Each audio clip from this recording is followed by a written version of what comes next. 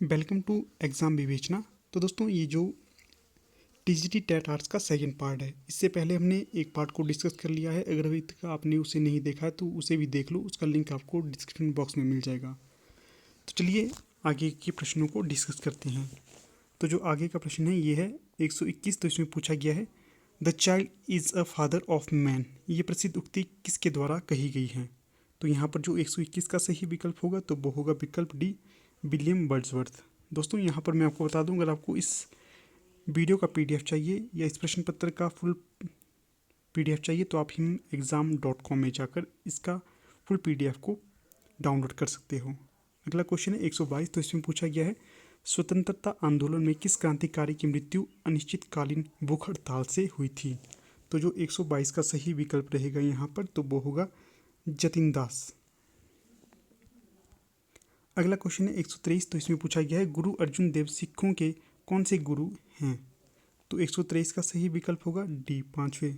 तो आपने गौर किया होगा कि जो सिखों के गुरुओं से भी टैट में अक्सर प्रश्न पूछे जाते हैं, इसलिए आपको इन्हें भी ध्यान में रखकर अपनी टैट की प्रिपरेशन करनी है। हाँ दोस्तों, अगर आपको वीडियो अच्छा लगता है तो इसे लाइक शेयर और चैनल को सब्सक्राइब जरूर कीजिएगा। अपने दोस्तों के साथ से ज़्यादा शेयर करें ताकि उन्हें भी अपने प्रश्नों को मिलाने में सहायता मिल सके।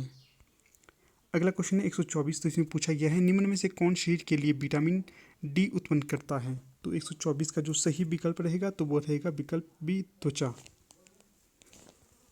अगला क्वेश्चन है यहाँ पर 125। तो इसमें पूछा गया है विटामिन सी का रासायनिक नाम क्या है? तो 125 का सही विकल्प रहेगा दोस्तों यहाँ पर एस्कॉर्बिक अम्ल, बी सही विकल्प है। अगला क्वेश्चन है 126। तो इसमें पूछा गया है जैन धर्म में कितने तीर्थंकर थे? तो इसमें थे 24। यहाँ पर जो 126 का सही विकल्प सी रहेगा, 24। अगला क्वेश्चन है 127। तो इसमें पूछा गया है फिलेटली संबंधित है। तो जो फिलेटली संबंधित होगी तो ये होगी टिकटों के संग्रह से संबंधित। यहाँ पर जो सी सही विकल्प रहेगा। अगला क्वेश्चन है 128। तो इसमें पूछा गया है कौन सा देश मैग्सेस से अवार्ड प्रदान करता है? तो जो ये अवार्ड प्रदान करता है तो ये करता है विकल्प ए, फिलीपींस। अगला क्वेश्चन है 129। तो इसमें पूछा गया है मोहिनी अट्टम प्रसिद्ध नृत्य है। तो जो मोहिनी अट्टम प्रसिद्ध नृत्य होगा तो ये होगा केरल का। अगला क्वेश्चन है 130। पूछा गया है भारत में अर्जुन अवार्ड की शुरुआत कब हुई थी? तो ये हुई थी 1961 में। यहाँ पर जो डी सही विकल्प रहेगा 130 का। अगला क्वेश्चन है 131। हाल ही में लद्दाख के प्रथम लेफ्टिनेंट गवर्नर किन्हें नियुक्त किया गया है? तो ये किया गया था विकल्प बी, आर के माथुर को। 131 का सही विकल्प रहेगा यहाँ पर बी। अगला जो क्वेश्चन है ये है 132। तो इसमें पूछा गया है रविंद्रनाथ टैगोर ने किस वर्ष साहित्य में नोबेल पुरस्कार जीता था? तो ये जीता था 1913 में। तो ये प्रथम साहित्यकार थे जिन्हें नोबेल में साहित्य में नोबेल पुरस्कार प्रदान किया था भारत में। 132 का सही विकल्प सी होगा। अगला जो क्वेश्चन है ये 133। तो इसमें पूछा गया है संस्कृत भाषा इस नाम से भी जानी जाती है। तो जो संस्कृत भाषा जानी जाती है अन्य नाम से तो ये होगा विकल्प भी देववाणी, क्योंकि ये देवों की वाणी थी इसलिए इसे देववाणी भी कहा जाता है। अगला क्वेश्चन है 134। तो इसमें पूछा गया है भाखड़ा बांध किस नदी पर बना है? तो जो भाखड़ा बांध बना है तो ये बना है विकल्प बी, सतलुज नदी पर। अगला जो क्वेश्चन है ये है 135। तो इसमें पूछा गया है केंद्र सरकार द्वारा दो भूतपूर्व मंत्रालयों जल संसाधन तथा पेयजल एवं स्वच्छता मंत्रालयों को मिलाकर एक नया मंत्रालय बनाया गया है, उसका नाम बताना है। तो ये होगा विकल्प सी, जल शक्ति मंत्रालय। 135 का जो सही विकल्प रहेगा तो ये होगा विकल्प सी। अगला क्वेश्चन है 136। तो इसमें पूछा गया है 2020 की कॉमनवेल्थ गेमों या खेलों का आयोजन कहाँ पर किया जाएगा? तो 136 का सही विकल्प रहेगा यहाँ पर डी, बर्मिंघम में। अगला क्वेश्चन है 137। तो इसमें पूछा गया है कौन सा दर्रा वैली ऑफ शैडोज के नाम से जाना जाता है या प्रसिद्ध है? तो ये होगा विकल्प सी, रोहतांग दर्रा। 137 का सही विकल्प सी होगा। अगला जो क्वेश्चन है तो ये है 138। तो इसमें पूछा गया है चीनी यात्री ह्यून-त्सांग ने चंद्रताल झील को क्या नाम दिया था या किस नाम से पुकारा था? तो ये पुकारा था विकल्प ए लोहित्य सरोवर से। अगला क्वेश्चन है 139। तो इसमें पूछा गया है कालका शिमला रेलमार्ग यात्रा में निम्नलिखित में से कौन सी सुरंग सबसे लंबी है? तो ये होगी विकल्प ए बरोग सुरंग।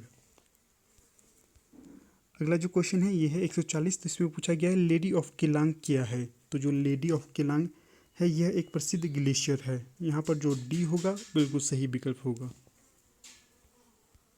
अगला क्वेश्चन देखते हैं। अगला क्वेश्चन है 141। तो इसमें पूछा गया है किस देश को हजार झीलों की भूमि भी कहा जाता है? तो ये प्रश्न भी अधिकतर टेट में पूछा जाता है, इसलिए आपको इसका उत्तर आना ही चाहिए। तो 141 का सही विकल्प रहेगा विकल्प बी फिनलैंड। अगला जो क्वेश्चन है 142। तो दोस्तों ना जाने ये कितनी ही परीक्षाओं में पूछा जाता है, बहुत ही आसान क्वेश्चन है। किस देश के संग भारत की सबसे लंबी सीमा जुड़ी हुई है या लगती है? तो ये होगा विकल्प डी बांग्लादेश। अगला क्वेश्चन है 143। तो इसमें पूछा गया है निम्न में से कौन संयुक्त राष्ट्र सुरक्षा परिषद का सदस्य नहीं है? तो यहाँ पर सही विकल्प होगा बी भारत, बाकी रूस, चीन और फ्रांस हैं। अगला क्वेश्चन है 144। इसमें पूछा गया है निम्न में से कौन सा वंश नौसैनिक शक्ति के लिए प्रसिद्ध था? तो 144 का सही विकल्प रहेगा चोल। जो चोल थे ये दक्षिण भारत में नौसेना के लिए बहुत ही ज़्यादा प्रसिद्ध थे और इनकी नौसैनिक शक्ति बहुत ही ज़्यादा समृद्ध थी। बी सही विकल्प रहेगा यहाँ पर। अगला जो क्वेश्चन है ये 145 है। इसमें पूछा गया है पृथ्वी इन दो ग्रहों के मध्य स्थित है। तो जो 145 का सही विकल्प रहेगा तो ये रहेगा शुक्र व मंगल। 145 का सही विकल्प बी होगा। अगला क्वेश्चन है 146। तो इसमें पूछा गया है भूमध्य रेखा पर एक दिन की अवधि कितनी होती है? तो ये होगा 146 का सही विकल्प 12 घंटे। बी सही विकल्प रहेगा। अगला क्वेश्चन है 147। तो इसमें पूछा गया है गायत्री मंत्र में किस देवता या देवी की उपासना की जाती है? तो ये की जाती है सूर्य की। यहाँ पर विकल्प ए सही रहेगा।